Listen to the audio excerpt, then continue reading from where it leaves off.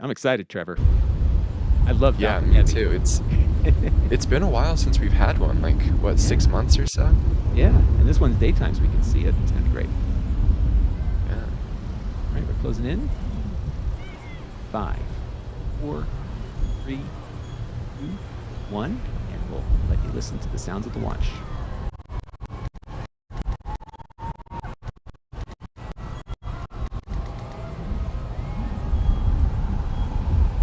Liftoff. Beautiful. Engine chamber pressure is nominal.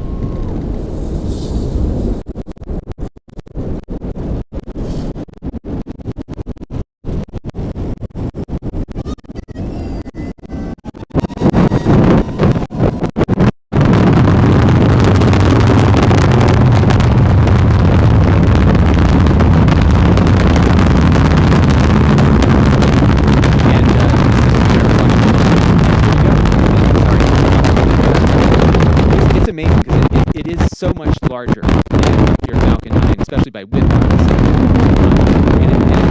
having watched shuttle, you see these, it just brings you down to Yeah, it really does. It is so exciting to see this. And there we can see as it passes through the next cube, some of the vapor cones going around not only the fairing on these missions, but also all of the side boosters and grid fins, which is so cool to see. Yeah, the vehicle's now past max Q, where stresses on the vehicle are highest, and going toward booster separation, which engine cutoff will begin at T plus 2 minutes and 25 seconds, and then the side boosters will separate at T plus 2 minutes and 28 seconds. now we're seeing that plume expand, and it does look like a fiery Falcon, doesn't it? Yeah. Much more than you see on a Falcon 9. And this was kind of what I saw from Palm Beach a few months ago for that night launch. It just expands out so much more dramatically given the number of engines there. And I know we had some audio issues there, but what I did hear was the excitement of people screaming as the rocket lifted off. And this is exactly what it brings out in people. Is just it's just amazing seeing these things lift off, especially ones this substantial. Yeah. So now you can really kind of see during this phase of flight, especially earlier, how throttled down that center core was. So again, from John Edwards, we learned that went down to 43%, and there Booster we separation have confirmed. shut, Wow. yep, there's booster shutdown And back and chill. separation. Oh, Never so now get those old. boosters will begin their boost back burns to EY, take boost back themselves back startup. to the Cape.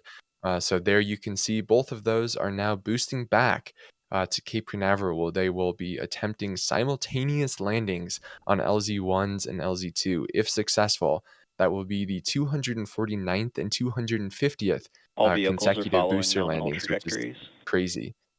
Wow. And they're flying back to Sawyer. He's waiting for him on the other They side. are. They literally are flying back. Like they light their engines and come back to the launch site, and that's what we're watching right now. So you'll see those engines burning there on both boosters. They'll uh, extinguish themselves in a few seconds here, and then they will coast their way back to the ground before they light up again to slow down, and then light up again when they make that landing burn. And Trevor, one of the things that's always amazed me in watching these landing burns is that they calculate, you know, what amount of fuel they need, when to light, right down to the second, so you don't waste any weight on these. And it's almost scary watching these come back down, because just when you think it's past the point of no NY boost return, back it shutdown. suddenly lights up and slows down. Amazing. PY boost Yeah, back shutdown. for sure. So now we're coming up on a series Nico. of events. As you can hear, Stage separation confirmed. the both boost back burns shut down, and now here we have stage separation of that center And back core ignition. in stage 2. And there's successful MVAC ignition. So once again, those are the last views we are going to see from that center core. It did its job, and it will now be splashing down in the ocean. But we have a successful stage 2 on orbit. And again, those 2 side boosters are coming back to the Cape. Their boost back burns are complete. Fairing That was separation done with confirmed. 3 engines. There they There's our are. You booster. can see some of Yeah. those RCS pulses coming out for attitude control.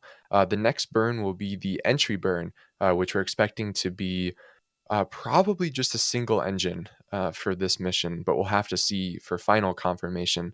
And then again, the landing burn will be the 1-3-1 staggered configuration. And I didn't see a Also, stiffener. Alex pointing out. Yep. Yep. I was. And so usually we see a stiffener for that second stage, not on this one. Yeah, so this is pretty standard these days. Every Starlink mission we've been seeing this, and even on some customer missions. So I think we can now safely say the stiffener ring is no more. That's it.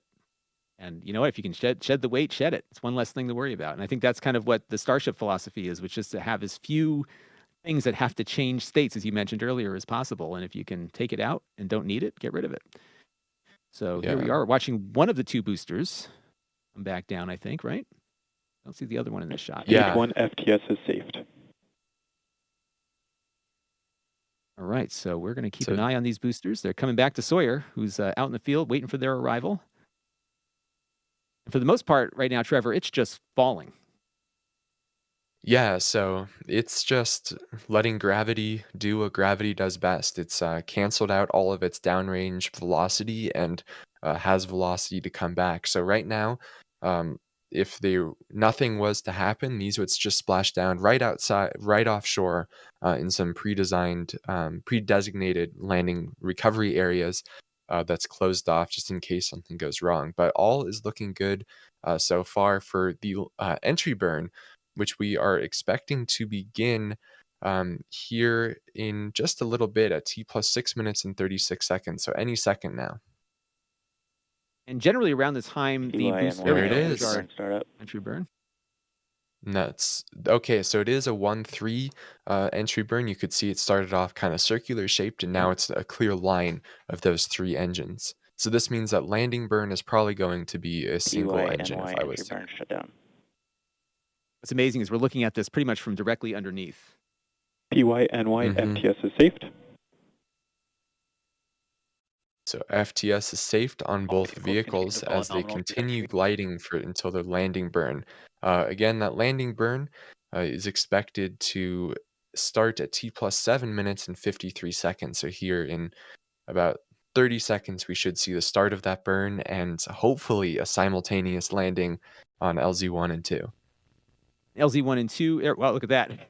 It just it came out of nowhere. Oh. And that's what happens, right? It's just like you're looking for it and suddenly there it is. It's just dropping down. And you can see. And here you can, Stage 2 you can FTS really is saved. see the vehicles at an angle, trying to use its body to just generate the tiniest bit of lift. Wow, this is a cool shot. That's a really cool shot. PYNY landing And burn. there it is. Stage 2 is in terminal guidance. It's so hard to track these.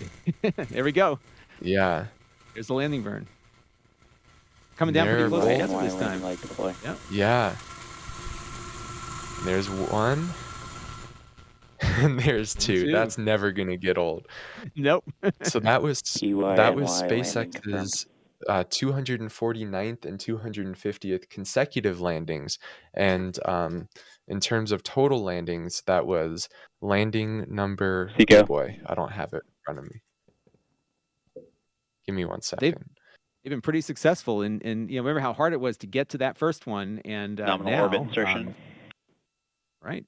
Yeah, 323 and 324 total landings. Wow. That was crazy.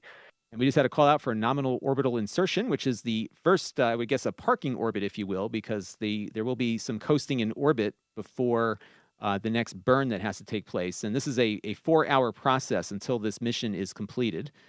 And as much as we love covering these things, we're not going to stay on for the whole 4 hours, but you can follow us on our X feeds and Facebook and other places and YouTube here for updates on the mission as it progresses. But there is 2 boosters that were once shiny and new. I could see how sooty they are from here.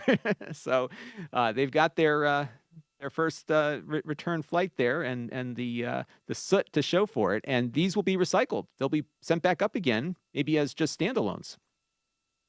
So coming to the Starlink mission near you. It seems unlikely to me that they get turned into Falcon 9. They have a pretty large Falcon 9 fleet, and we've only seen them do this like basically once with Block 5.